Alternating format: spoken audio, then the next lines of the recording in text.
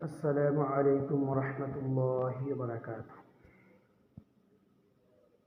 तो आज का सबक सूरा नंबर 98 है। इस सूरत का नाम है सूरतुल बय्यिनती मदनिया और इस सूरत में 8 आयतें हैं। तो चलिए शुरू करता हूँ। सूरतुल बय्यिनती मदनिया अऊज़ु बिल्लाहि मिनश शैतानिर रजीम बिस्मिल्लाहिर रहमानिर रहीम। लम यकुनिल्लज़ीन कफ़रू मिन अहलिल किताबि वल मुश्रिकीन मुनफ़क्कीन हत्ता तअतियहुमुल बय्यिनह रसूलुम मिनल्लाहि यतलू सुहुफ़न मुतहहरह फ़ीहा कुतुबुन क़य्यिमह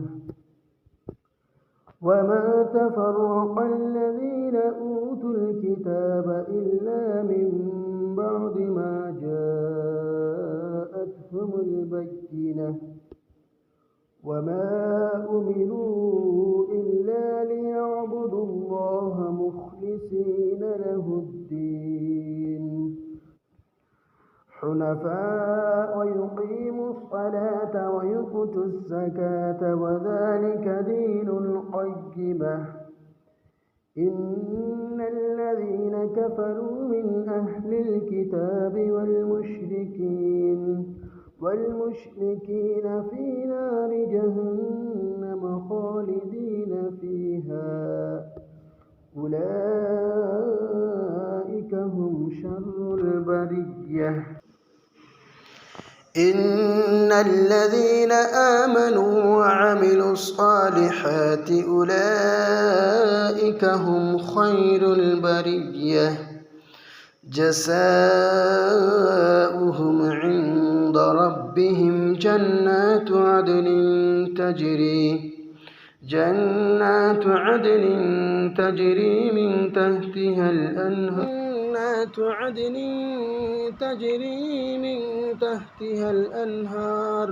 الأنهار خالدين فيها أبدا رضي الله عنهم ورضوا عنه ذلك لمن خشي ربه أعوذ بالله من الشيطان الرجيم بسم الله الرحمن الرحيم لم يكن الذين كفروا من أهل الكتاب والمشركين منفكين حتى تأتيهم البينة رسول من الله يتلو صحفا مطهرة فيها كتب قيمة وما تفرق الذين أوتوا الكتاب إلا من بعد ما جاءتهم البينة وما أمروا إلا ليعبدوا الله مخلصين له الدين حنفاء ويقيموا الصلاة ويؤتوا الزكاة وذلك دين القيمة. إن الذين كفروا من أهل الكتاب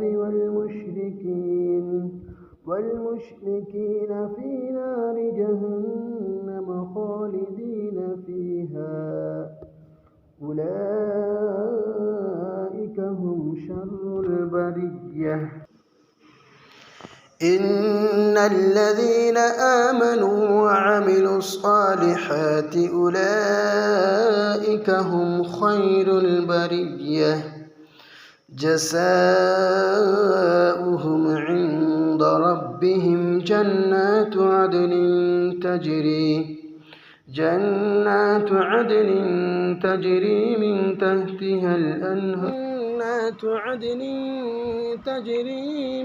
تحتها الأنهار أنهار خالدين فيها أبدا رضي الله عنهم ورضوا عنه ذلك لمن خشي ربه